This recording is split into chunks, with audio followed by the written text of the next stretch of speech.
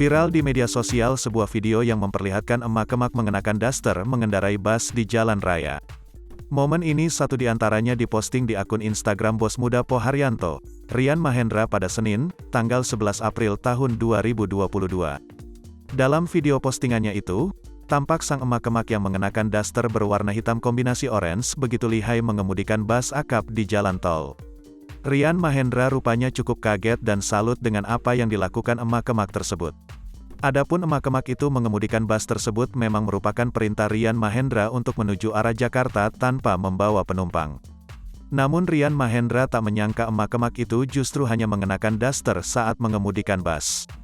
Diberitakan Tribun Jakarta, usut punya usut sosok emak-emak tersebut adalah Bekti Rahayu atau yang akrab disapa Bu Yayuk. Dia adalah salah satu wanita yang menekuni profesi sebagai sopir bus akap. Dunia transportasi bukan hal baru bagi Yayuk.